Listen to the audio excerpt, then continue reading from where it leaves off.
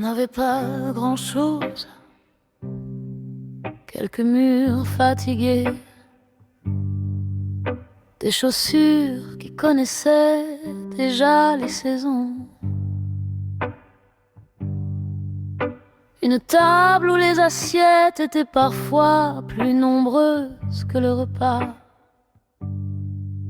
Mes parents ne savaient pas lire les grands mots ni écrire leurs noms sur des papiers importants, mais ils savaient lire les visages. Ils savaient reconnaître la honte, la fatigue et cette petite lumière qui refuse de mourir. On dormait tous ensemble, serrés dans le même lit, comme si la nuit avait décidé de nous rapprocher. Et pourtant, au matin, je me réveillais avec l'impression d'avoir hérité d'un royaume.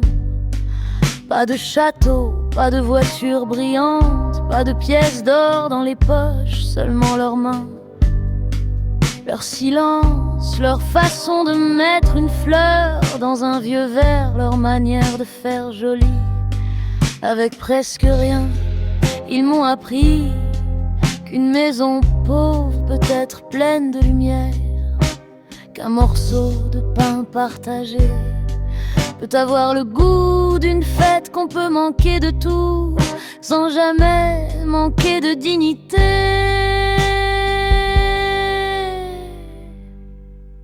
La pauvreté, on la regarde souvent comme une porte fermée. Eux, ils m'ont appris à regarder ce qu'il y avait derrière le monde.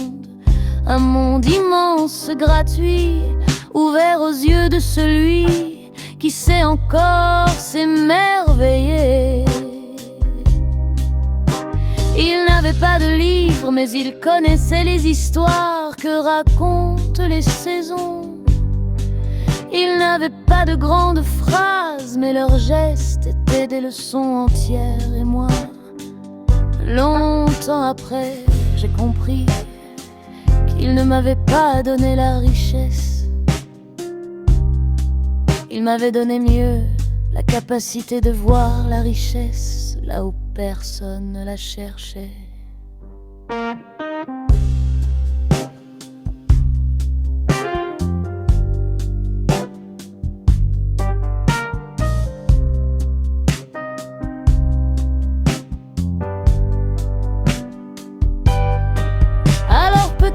Le plus beau cadeau n'était pas l'absence de bien, c'était cette liberté étrange de ne pas mesurer la vie à ce qu'elle possède. Nous étions pauvres, oui, mais quand le soleil traversait la fenêtre, il ne demandait pas combien nous gagnions.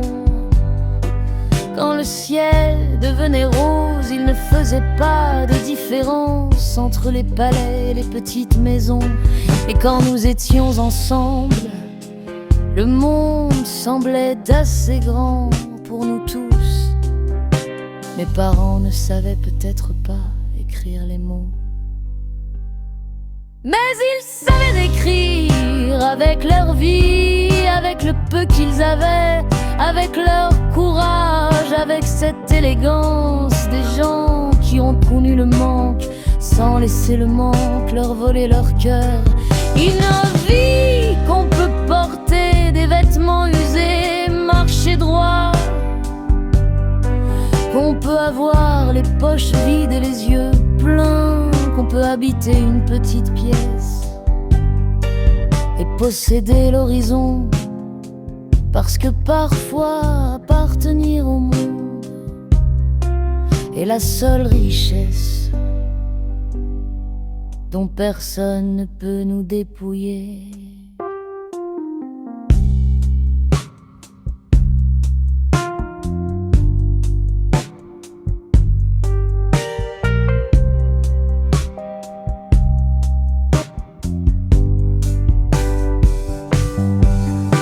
Je repense à eux, à ce lit trop petit, pourtant de rêve, à leurs mains fatiguées, à leur sourire simple, et je comprends maintenant. Nous n'avions peut-être Et pendant quelques années, sans même le savoir, le monde nous appartenait.